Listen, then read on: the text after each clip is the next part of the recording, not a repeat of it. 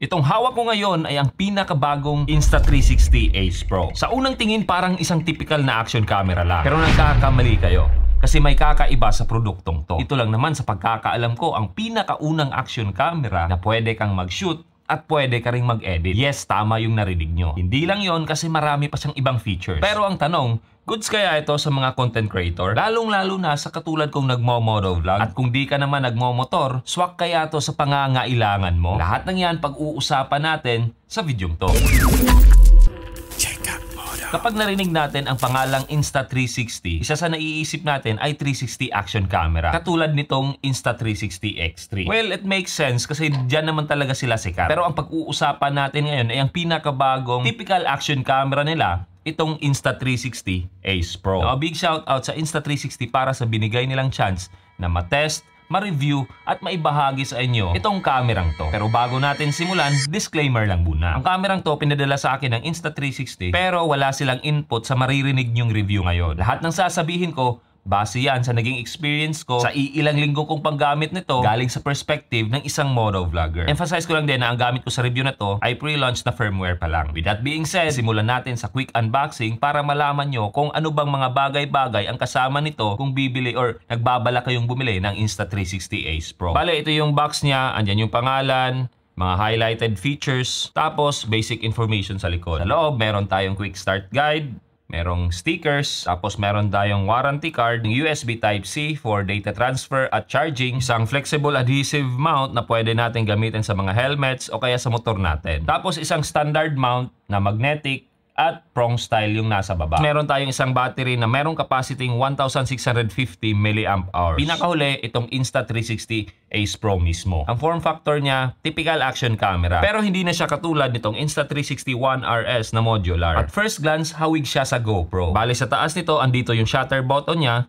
Sa gilid naman, andito yung power button. Tapos dito sa baba, andito yung USB Type-C port para sa data transfer, mic adapter, saka charging. Katabi naman nito yung memory card slot. Sa kabilang side naman, andyan yung battery door. So, ganito siya pagbukas. Tapos, pasok lang natin yung battery. Ayan. Ayan. Andito naman sa baba yung magnetic mount niya. At ganito kasimple kung ikakabit natin yung standard na mount. So, hindi na yan basta-bastang kakalas. Hindi na yan bastang mahuhulog. Unless na lang kung pipindutin natin tong gilid.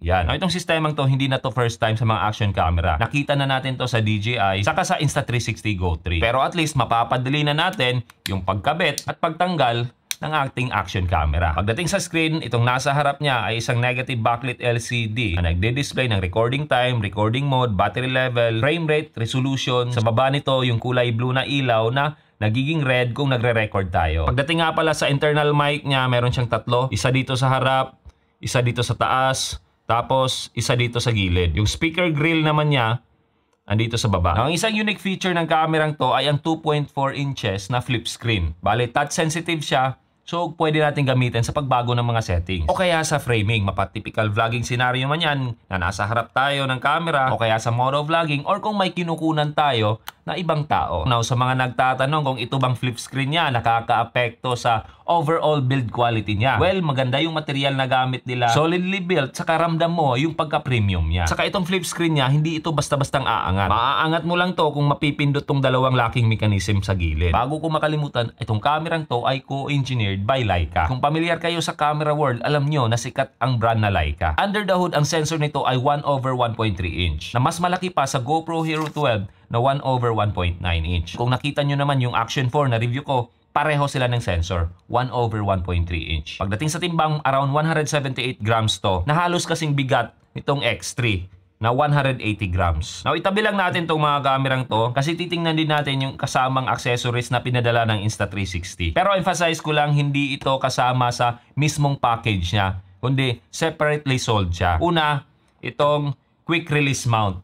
Yan. So, dalawang part siya. Ito, saka itong base plate. So, itong part na to, ikakabit natin sa camera natin. Tapos, sa baba nito, yung prong style na pwede natin ikabit sa mga standard action camera mounts. Tapos, meron din tayong 1/4 inch mount sa baba na pwede natin ikabit sa ating mga tripod o kaya monopod. So, sa harap nito, may locking mechanism siya para hindi siya basta-bastang kakalas. Now, itong parting to, pwede nating magamit sa ibang action camera. Halimbawa na lang dito sa ating Insta360 X3. So, pwede na natin siyang makabit dito sa ating Insta360 X3. Tapos, meron din silang pinadalang multi-mount. Ito, pwede natin itong magamit as tripod tripod, ganyan. Pwede din siyang magamit bilang isang selfie stick. Tapos pwede din natin siyang isabit gamit itong part na to para sa mga interesting na angulo. Now, since alam na natin yung mga basic information pagdating sa Insta360 Ace Pro, pag-usapan naman natin yung mga highlighted features niya, lalong-lalo na yung mga bagay-bagay na nagustuhan ko dito. Kasama na doon yung sinabi ko kanina na pwede kang mag-shoot at pwede kang mag-edit dito sa mismong camera niya. Anyway, yung pinakauna na syempre, yung sinabi ko kanina, na meron siyang malaking sensor na 1/1.3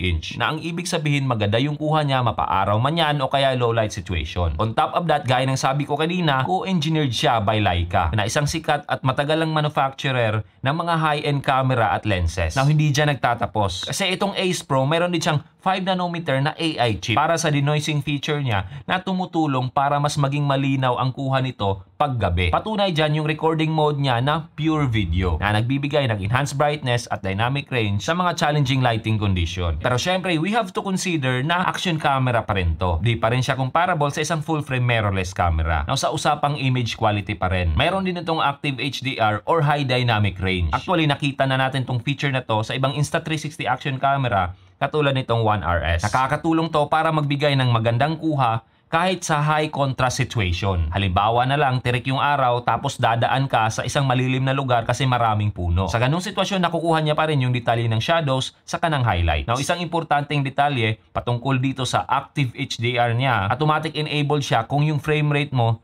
30 FPS pababa. Sa kahit anong resolution yan, mapa 4K man, 2.7K, 1080p. Now, kung ang frame rate mo ay 48 FPS pataas, automatic disabled na siya. Now, speaking of frame rate at resolution, isa din yan sa mga nagustuhan ko kasi marami kang pagpipilian dito sa Ace Pro. Pagdating sa video mode niya, andyan yung 1080p, 24 FPS, hanggang 240 FPS. Pagdating sa 2.7K at saka 4K, 24 hanggang 120 yung frame rate option mo. So, pagdating sa slow-mo, hindi ka mabibitin dito. Tapos, meron din tayong option pagdating sa aspect ratio.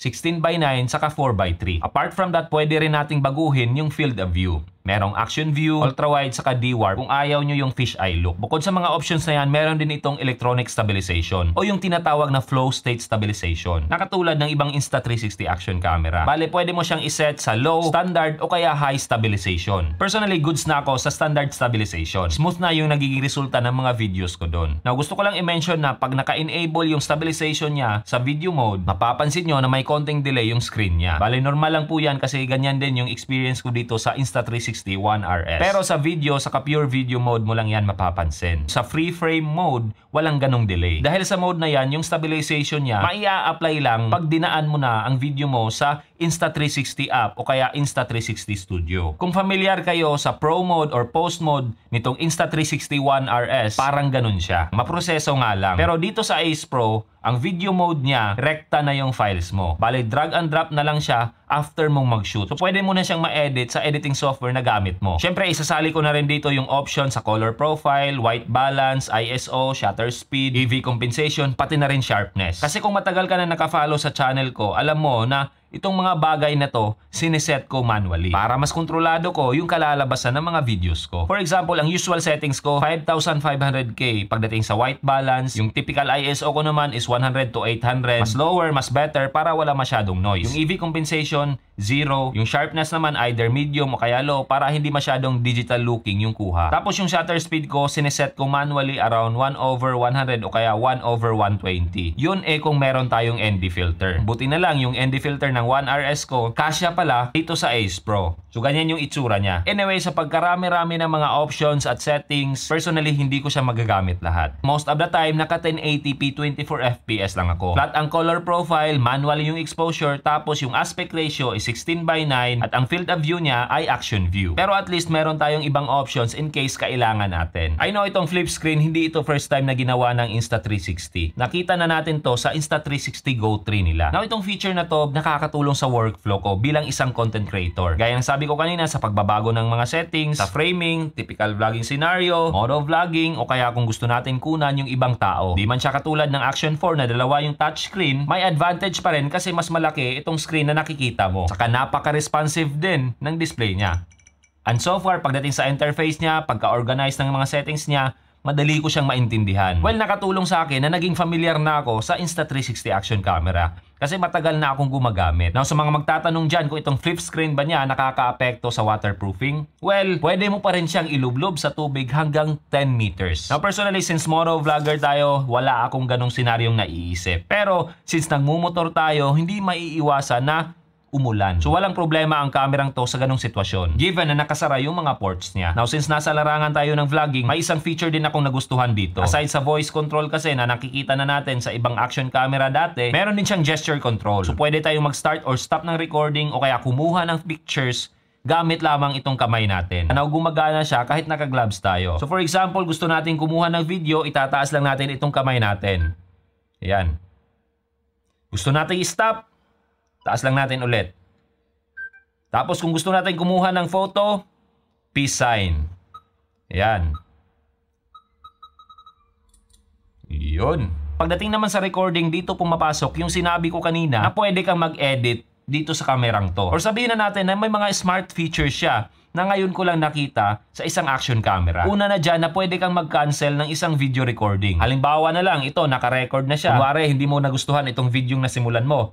Long press mo lang itong shutter button niya para ma-cancel. Kung ganun yung ginawa mo, automatically deleted na yung video. Aside doon, pwede ka rin mag-pause ng recording mo. So, bali dito sa baba, sa may bandang gitna, pwede nating i-pause yan. So, bali dyan, kasalukuyang naka-pause yung recording natin. So, kung gusto nating ilipat yung camera sa ibang anggulo, pwede nating gawin yon. So, kung gusto na nating i-continue yung ating recording, press lang natin yung shutter button. So kung gusto nating i-pause ulit, press lang natin ulit yung shutter button. Now kung gusto na nating tapusin yung recording, press lang natin tong button sa gilid.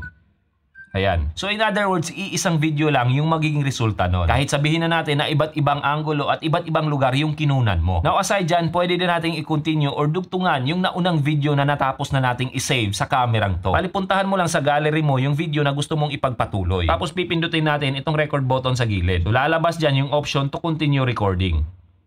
After nun, lalabas yan, press mo lang ulit itong shutter button para mag-initiate ng recording or ma-continue yung recording. Yan. Tapos kung gusto mong i-pause, ganun din. So kung gusto mo nang tapusin, end mo lang gamit itong button dito sa gilid. Yung pinakita ko kanina. At di pa nagtatapos dyan yung mga smart features ng kamerang to. Ito na yung sinabi ko kanina na pwede kang mag-edit dito gamit ang AI highlights feature niya. Yung blue icon na yan yung AI highlights feature. Kailangan mo yung i-enable bago ka mag-start ng recording. Halimbawa na lang, napakahaba ng biyahe na kinunan mo. Ang gagawin ng AI highlights feature, pipili siya ng mga parte ng videos mo para maging highlights. Now, pangalawang paraan, pwede kang pumili manually. So in this case, pupuntahan mo yung video mo sa gallery. Tapos pindutin mo yung play button. Pagkatapos nun, pindutin mo yung highlight button sa gilid. After nun, pwede na tayong pumili ng highlight or mga parte ng videos natin para gawing highlights. Pagkatapos nating makapili, pwede natin siyang i-save individually o kaya i-merge sa iisang clip lang. So as a content creator, napakalaking tulong nito. Maiiwasang mapuno yung memory card natin ng mga sabaw na shots. Tapos mapapadali rin yung pag-e-edit natin. Kasi alam natin na yung mga videos na nasa camera natin, magagamit natin sa final edit. Personally, mas trip ko yung manual na pumipili ako ng highlights. Mas nakakaalam kasi ako sa gusto ko. Saka itong AI highlights feature niya, kung naka-enable palagi, medyo mabigat siya pagdating sa battery consumption. Now, speaking of battery consumption, satisfactory naman yung nakukuha ko dito sa Ace Pro. Sa 1080p 24fps, umaabot ako ng 1 hour 55 minutes. Sa 4K 24fps naman, umaabot siya ng around 1 hour 40 minutes. Now, ang battery nito, fast charging capable na rin. Kaya nitong magpuno or mag-top up ng around 80% sa loob ng 22 minutes. Tapos, mapupuno mo na siya around 46 minutes. Sa mga curious naman dyan kung nag-o-overheat ba to, well, I am happy to report na wala akong na-experience. Tapos, hindi ko rin naranasan na mag-hang up siya. Anyway, bago ko makalimutan, isang aspeto din na nagustuhan ko dito sa kamerang to, yung pinakita ko kanina na pag-adapt nila ng magnetic mounting. Yan. Nakakatulong kasi siya sa katulad ko na nagmomotor. Mas madali kong nakakabit at natatanggal yung camera ko. Now, since importante ang audio sa paggawa ng mga videos, ito yung audio quality ng internal mic niya. Mic check, 1, 2. Ito si JCA Moto, nagbabalik. Cordial JCA Mono, nagbabalik na naman tayo. Now, kung gusto ko naman ng wireless setup habang nagmo-moto vlog, pwede ko rin siyang magamit gamit itong Freedcon FX intercom ko. So, makokonek ko tong dalawa wirelessly. Katulad din ng ibang Insta360 action camera. Sync 1, 2, 1, 2. Yan. Yo, sa mga kaibigan, testing out. Unfortunately, hindi ko nasubukan na gumamit ng external wired mic. Kasi during sa recording ng review na to, wala akong limited kasi yung availability nito. Pero base sa mga iilang experience ko sa paggamit ng Insta360 action camera, simula nung 2019 pa, galing ng 1X, 1R, 1RS, 1X2, saka 1X3, confident ako na hindi ako bibiguin ng Insta360 pagdating sa external audio quality. So pag meron akong available na mic adapter dito, paparinig ko na lang, i-upload ko, i-update ko kayo pagdating sa audio quality niya. So for now, kung gagamitin ko siya for motovlogging at gusto ko ng wireless mic, pwedeng Freedcon, pwedeng Hollyland Larkmax. Saka syempre, isa sa pinaka magagamit kong recording mode dito ay yung loop recording. Sa loop recording kasi, nagagamit ko to bilang dashcam. Now, hindi ito bagong feature para sa Insta360 cameras. Pero at least hindi nila tinanggal. Now, speaking of recording mode, marami pa siyang available na options. Pero di ko na sila i-detalye kasi personally, di ko sila nagagamit or kung magamit ko man bilang isang motovlogger, bihira lang. Dagdag ko na rin na pwede kang gumawa ng preset para sa mga paborito mong recording mode saka settings para mapadali yung workflow mo as a content creator. Na pag-uusapan na rin yung workflow, isa sa magandang aspeto nitong Insta360 ay di lamang dito sa mismong camera nila, kasama na rin yung app. Marami itong features, relatively mabilis din. Well, given na yung cellphone na gamit mo, decent enough yung processor. Saka mayroon din silang bagong dinagdag na effect. Ito yung AI Warp, na parang ganito. Tapos, meron din silang Motion ND effect para magkaroon ka ng cinematic motion blur. Pero personally, mas maganda pa rin kung meron kang actual na ND filter na gagamitin. Pero pwede nang pagtsagaan yung effect na yon kung wala kang actual na ganito. Saka lastly, dun sa app niya, meron kang background downloading. So meaning, pwede mong gamitin, mag-download ka ng mga videos na kinunan mo, tapos minimize mo lang siya habang gumagawa or gagamit ka ng ibang app mo. Now, ang pinaka-importanting tanong ng karamihan, kung magkano to? Well, base sa binigay na presyo ng Insta360 sa akin, around 449 USD. Kung i-convert natin niya, around 24,950. Pero syempre, we have to take into consideration na